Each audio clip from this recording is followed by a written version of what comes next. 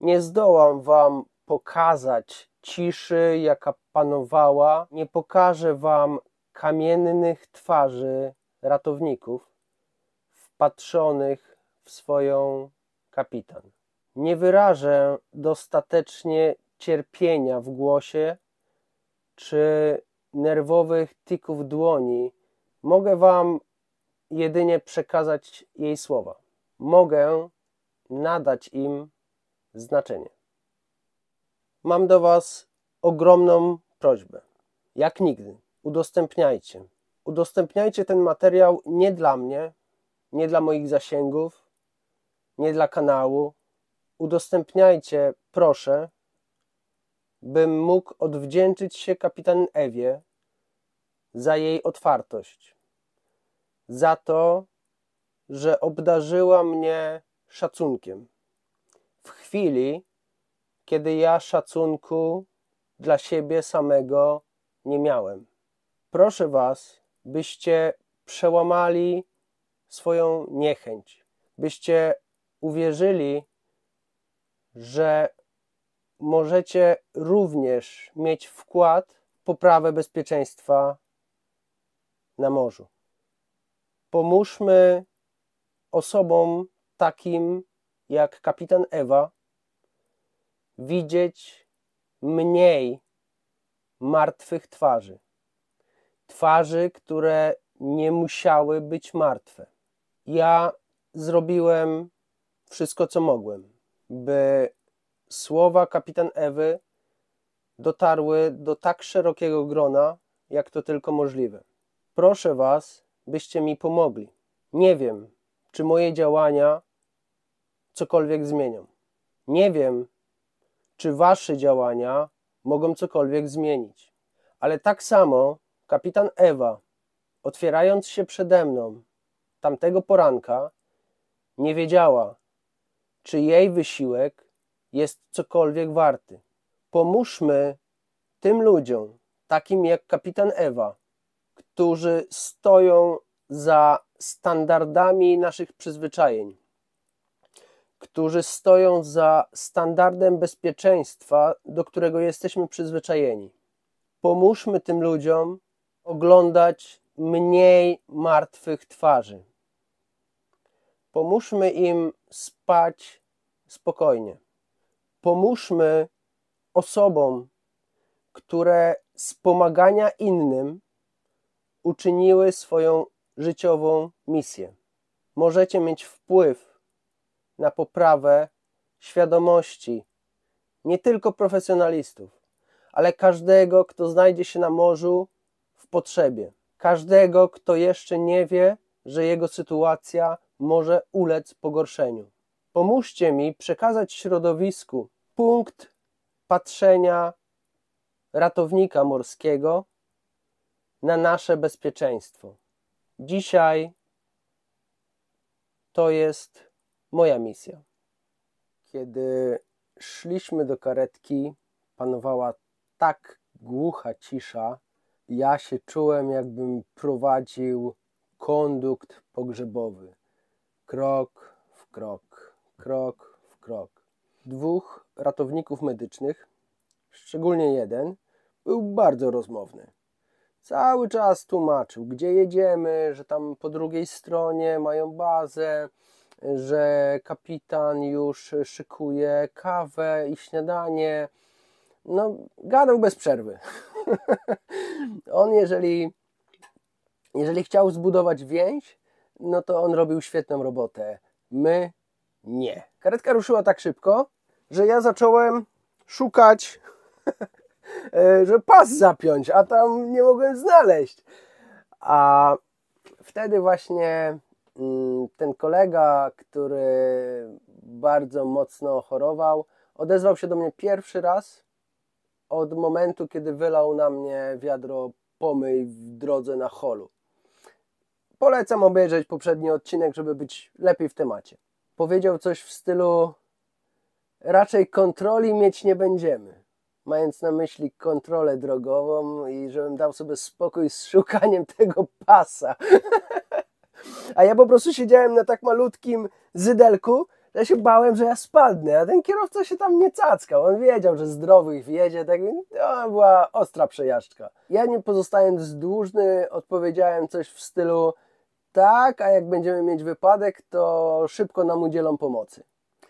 I nawet troszeczkę widziałem, że chce się kolega zaśmiać. To jest ten, co był bardzo na mnie zły za moje przewinienia. Ja się odważyłem, powiedziałem mu coś w stylu uśmiechnij się. Bo on był szary na twarzy. On był po prostu dalej kompletnie zdołowany. On był szary. Mówię, uśmiechnij się. W końcu ostatecznie to ja mam przerypane w tym wszystkim. Nie wy. Zobacz, mimo tego, że nie jest mi wesoło, to się uśmiecham. Bo nawet jak jestem kompletnym debilem, to chcę być uśmiechniętym debilem. Wtedy nie znalazłem lepszych słów, żeby... Czy zadziałało? Nie. Weszliśmy do małego pomieszczenia z oknami wystawionymi na morze. Ładny widok. Za oknem stał ten żółciutki katamaran. Jaka piękna maszyna. No żagla nie miał, tak więc widać od razu, że zepsuty i do remontu musi jechać. Ale tak poza tym, no to nic mu nie brakowało. No nie mogę się doczekać, żeby powiedzieć, jak już poszliśmy go zwiedzać, ale trzymajmy się chronologii. Faktycznie pani kapitan już zaparzyła kawę, usiedliśmy przy stole, atmosfera panowała bardzo przyjemna, koleżeńska, wręcz rodzinna. Ci dwaj ratownicy rzucili się do lodówki i przenieśli zawartość na stół. Na śniadanie miało się okazać, że będzie kawa i chleb z brązowym serem i dżemem. To takie typowo norweskie. Nie wszystkim to smakuje, a nam absolutnie nie chciało się jeść. Ja czułem, że to nie wejdzie, to nie przejdzie, że ja czułem, że moje flaki działają na wstecznym biegu, że lałem sobie troszeczkę kawy i ja tę troszeczkę kawy męczyłem do samego końca. Gdzieś w którymś momencie ratownik, może więcej kawy? Nie, dzięki. Tam nie było wiadomo, jak im odmówić. Oni byli tacy ciepli, mili, tacy pomocni, a my nic nie chcieliśmy. My nic nie pragnęliśmy. Chcieliśmy stamtąd wyjść, zaszyć się na Gausdalu i zrobić tak. Nie chcieliśmy tego śniadania, ale byliśmy w tym miejscu i bardzo mnie interesowało dlaczego. Rozmowa toczyła się o wszystkim.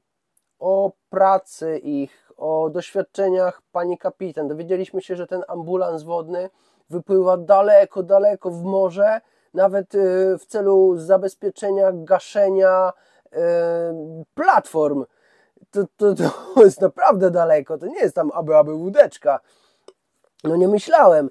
A poza tym jeszcze dodatkowo mają karetkę i ten ambulans jeździ jak karetka po wyspach, do domków, gdzie ludzie tam mieszkają i żeby się zaopiekować, żeby przetransportować. No ogólnie jak kraj ma tysiące małych wysepek, na których ludzie żyją, no to jaki kraj, taka karetka. Dowiedzieliśmy się o wielu sprawach z życia tych ratowników. Jeden z nich gdzieś tam na dalekiej północy ma jakiś pojazd gąsienicowy. No opowiadali o wszystkim, jedliśmy, my w zasadzie udawaliśmy, że jemy. Ta rozmowa ciągnęła się i ciągnęła i w zasadzie nie parła donikąd. I ja już nie wiedziałem, jak tam mam usiedzieć. I w którymś momencie, kiedy odezwała się pani kapitan, która od dłuższego czasu faktycznie milczała, to było też fajne, bo ona powiedziała do mnie po cichu, naprawdę po cichu, tam to nie było przekrzykiwanie się, a jak tylko ci dwaj ratownicy usłyszeli, że kapitan mówi, zaległa totalna cisza. Oni przerwali swoje wypowiedzi w pół zdania. Już nic nie miało znaczenia. A ona powiedziała do mnie, spojrzała na mnie i mówi, to ty dowodzisz? A ja poczułem, jak schodzi Nie wiem, czy schodzi, czy wchodzi napięcie, ciężko stwierdzić, ale to była ta chwila, kiedy miałem się dowiedzieć, co my tu w zasadzie robimy. Powiedziała: rzadko zapraszamy na śniadanie ludzi, którym pomagamy. Ale chciałam spotkać się z ludźmi, którzy tak profesjonalnie zachowują się w potrzebie. Kiedy ja to usłyszałem, kiedy wybrzmiało mi w głowie profesjonalnie, to ja dobrze, że siedziałem. Nie wiem, czy potraficie spojrzeć na to moimi oczami, czy potraficie teraz szybko cofnąć się w całej historii, jaką opowiedziałem, czy potraficie przyjąć do świadomości wszystko, co ja źle zrobiłem, a w oczach doświadczonej pani kapitan służb ratunkowych ja zachowałem się profesjonalnie. Ja się poczułem, jakbym miał gumowe kości. Ja się naprawdę cieszyłem, że ja siedzę. Ale poczekajcie, bo miało się okazać, że ta pani kapitan ma absolutną rację, że ja się zachowałem niesamowicie profesjonalnie. Oczywiście od momentu, kiedy do nich zadzwoniłem i powiedziałem, że mam kłopoty, a nie do momentu, kiedy ładowałem się krok po kroku w te problemy. Ale poczekajcie i musicie to usłyszeć. Ja te słowa dokładnie powtarzam. Ja je mam zapisane. Tak powiedziała pani kapitan. Profesjonalne zachowanie w chwili zagrożenia. Jest taka szansa, że zaraz po tych słowach pani kapitan może mówiła coś jeszcze. Ale ja doznałem takiego zwarcia, ja przez chwilę nie oddychałem. Czułem się, no nie wiem jak wytłumaczyć, nie wiem, czy jesteście w stanie sobie to wyobrazić. Jakbyście dostali młotkiem w potylicę. Po prostu było... Co? Co? Byłem tam i chciałem usłyszeć, co ta pani ma do powiedzenia. I ona kontynuowała tym swoim spokojnym, miarowym, cichym głosem. Wszyscy milczeli. W pokoju była absolutna cisza. Można było słyszeć żarzące się żarówki. Tak cicho było i tylko jej głos. Zazwyczaj jest tak, że ludzie albo się wstydzą, albo boją zadzwonić i poinformować nas o swoich problemach. Nasza praca to w połowie jest planowanie. Naszym zadaniem jest pomagać zarówno ludziom na lądzie, jak i odpowiadać na wezwanie pomocy z morza. Zazwyczaj, kiedy ludzie mają poważne problemy na morzu, informują nas o tym już, kiedy jest za późno. Kiedy nie mamy czasu na organizację. Kiedy oni nie mają czasu na to, by na nas poczekać. Kiedy pani kapitan Ewa mówiła to, cały czas patrzyła mi prosto w oczy. Ale tak głęboko, tak świdrująco, nie miałem gdzie uciec. Robiłem to samo. Patrzyłem jej głęboko w oczy i słuchałem, w zasadzie spijałem słowa z jej ust. Kapitan Ewa mówiła dalej. Bardzo zamyślona. Miałem wrażenie, że ona jest myślami gdzieś indziej. Czy ona ma przed oczyma konkretną sytuację? Chyba tak. Mówiła: my tutaj na miejscu potrzebujemy 10 minut na to, żeby przygotować się do akcji ratunkowej. Moi koledzy zazwyczaj są gdzieś na lądzie na akcji. muszą tu wrócić. Potrzebujemy kolejnych 25 minut, żeby dostać się w rejon akcji ratunkowej. Kiedy ludzie do nas dzwonią, zazwyczaj ktoś już jest w wodzie. Pół godziny. Pół godziny to czas, po którym my mało kiedy możemy jeszcze pomóc. Kiedy ona to powiedziała, odpłynęła gdzieś wzrokiem. Ona nie była z nami wtedy przy tym stole. Jestem pewny, że ona miała konkretne twarze osób przed oczyma, osób, którym nie zdołała pomóc. To dlatego zostaliśmy tam zaproszeni. To dlatego, że będąc na morzu, zadzwoniłem i poinformowałem, że są pewne problemy, ale na razie dajemy radę. Mówiła dalej. Obserwowałam dzisiejszą akcję i wasze zachowanie. Chciałabym, aby wszyscy reagowali w potrzebie tak jak wy. Moje myśli biegały. Już nawet nie analizowałem, co tu się dzieje, tylko kiedy ona mówiła o naszym wzorowym zachowaniu, to ja widziałem, jak wciągam Genuę w sztormie, bo potrzebuję więcej mocy. Ja wiedziałem, o co jej chodzi, ale to się cały czas żarło z tym, co ja, z moimi doświadczeniami tej nocy. Ona widziała sytuację z innego punktu widzenia, ze swojego punktu widzenia.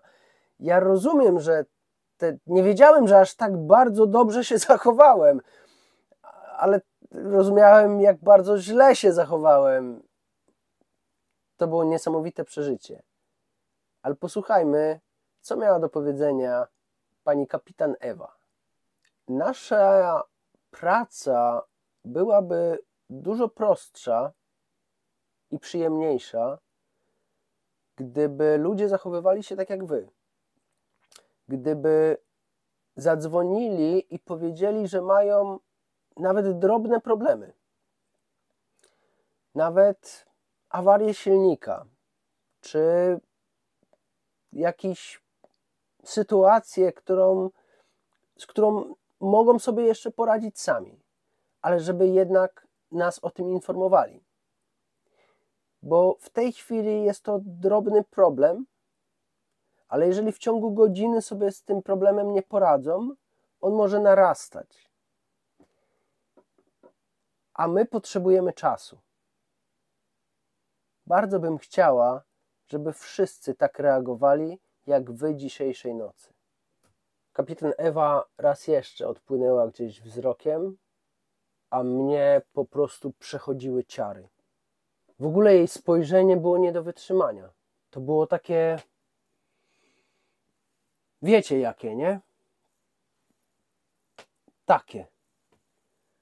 Po prostu wiercało się w głowę. Ona jakby chciała zajrzeć, co mam w głowie. Lepiej, żeby tego nie robiła. To nie jest dobre doświadczenie.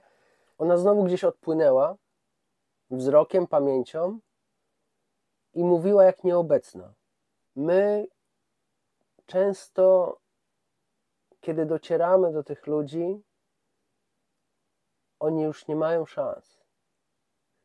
My znajdujemy ludzi na skałach. Bardzo często nie możemy nawet do nich podpłynąć. Wiecie, ja już na tym etapie rozumiałem, co ona chce powiedzieć. Mi się serce ściskało razem z nią. Ona to mówiła, ale na jej twarzy było wymalowane cierpienie. Ona w swojej pracy zostawiła w morzu zamarzających na śmierć wielu ludzi. Przez to, że nie dali na czas informacji, że mają drobne problemy.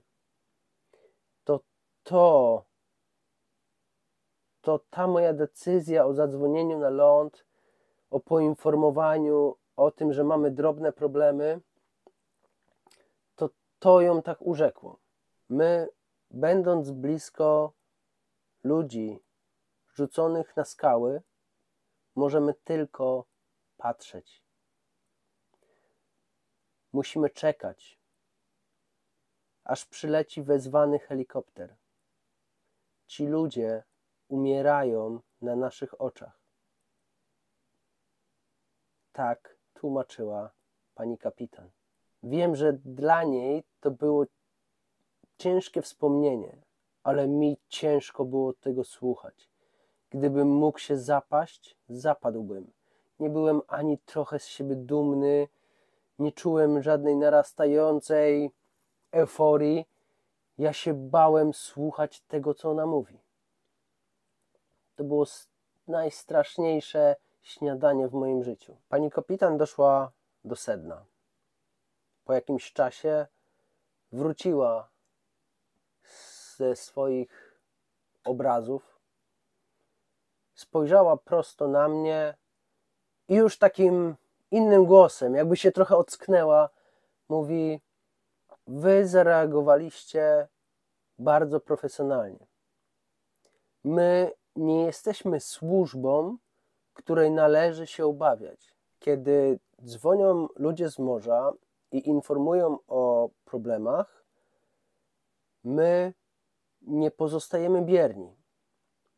Śledzimy wydarzenia, zawężamy obszar poszukiwań, analizujemy możliwe sposoby działania, strategie.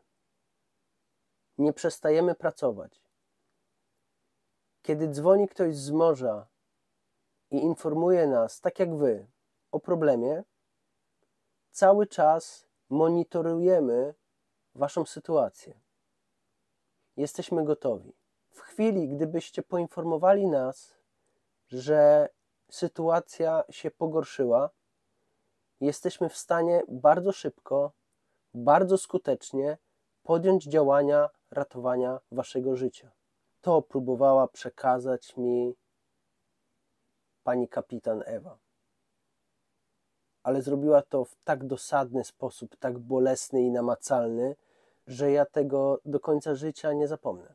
Mówiła dalej. To nie był koniec. Mówiła dosadnie, mocno. Już teraz nie odpływała. Powiedziała jeszcze, że kiedy tak jak my dzisiejszej nocy skontaktowaliśmy się z nimi i przekazywaliśmy informacje spokojnie, klarownie, wyraźnie, to ten sposób komunikacji jest tym, o czym ona marzy, żeby był taki za każdym razem. Ale nasz sposób komunikacji wynikał jeszcze ze spokojnej sytuacji.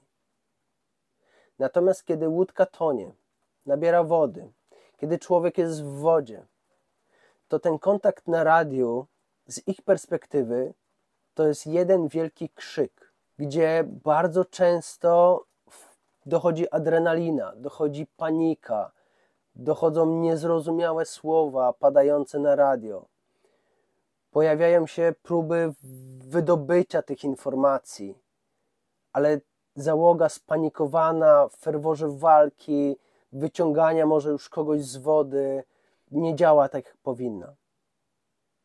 To próbowała przekazać pani kapitan.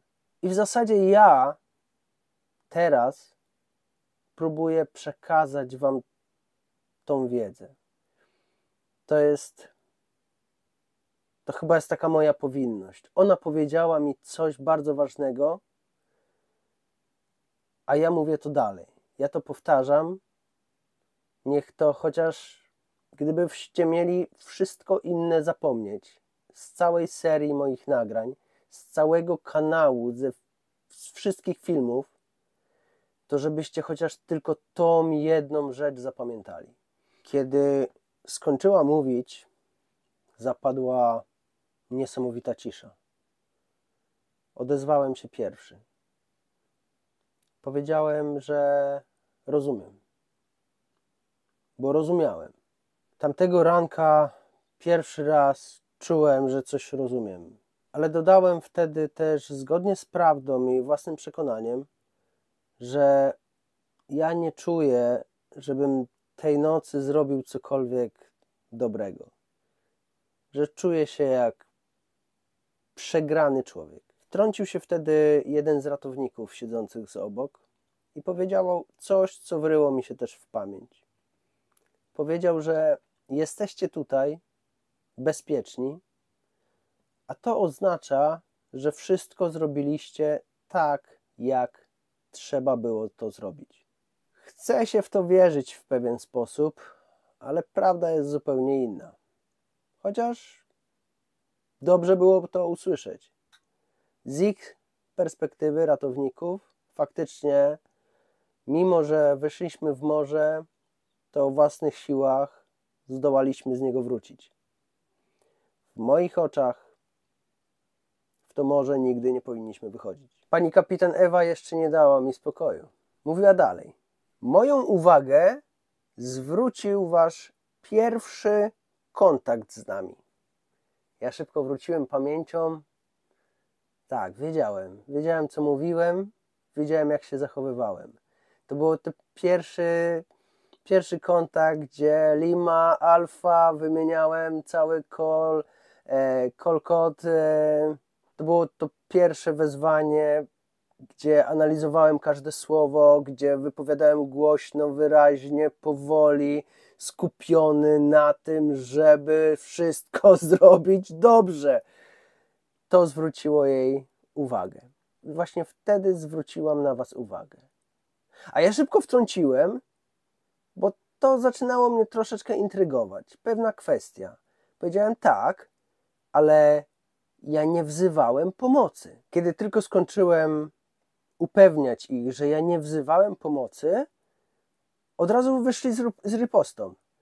Ale wtrącił się chyba wtedy ratownik. Ty dzwoniłeś o informację. Chciałeś się dowiedzieć, czy możesz bezpiecznie wejść bliżej fiordu. I że to był bardzo dobry pomysł, że zadzwoniłeś. Mówi, tam przy latarni jest mnóstwo wraków. Tam przy dobrej pogodzie duże statki obchodzą to miejsce szerokim łukiem. A przy złej pogodzie lepiej nie być tam wcale. To była dobra decyzja, że pomyślałeś, by zapytać o rejon, którego nie znasz, zamiast po prostu tam płynąć. Ja się chyba tam jeszcze wtedy tłumaczyłem.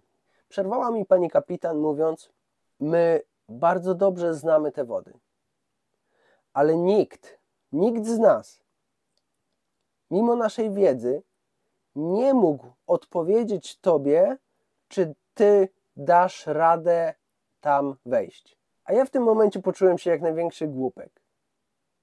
No przecież wiadomo, że nikt mi tego nie powie. Skąd ma wiedzieć, jakie mam umiejętności, możliwości, jaką mam załogę, jaką mam łódkę, i odpowiedzieć jak wróżka, czy ja dam radę tam się zmieścić, czy nie. To jest morze, fale, wiatr, skały.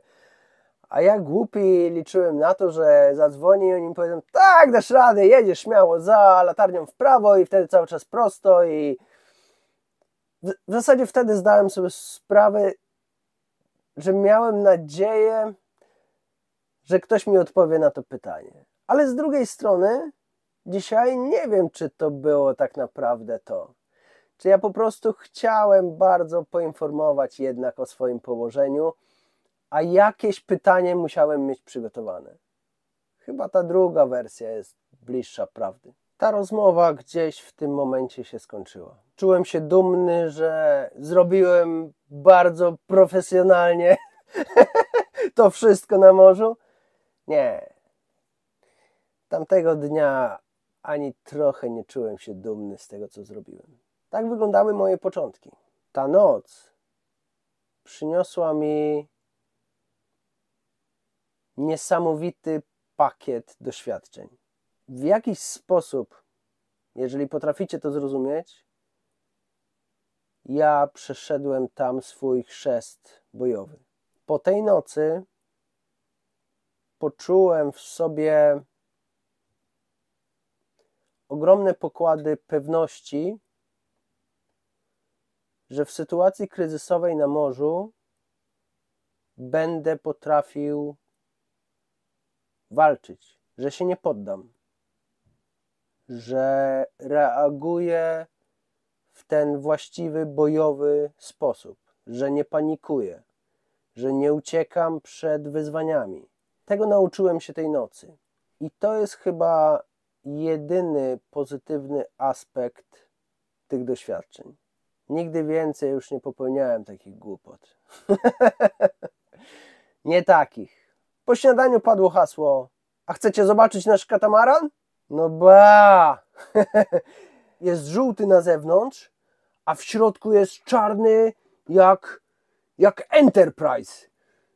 W środku jest, w największym pomieszczeniu jest stół chyba chirurgiczny, no nie wiem, jakiś stół, narzędzia, no tam mogą robić operacje, normalne operacje, nie wiem czy oni umieją, ale stół mają.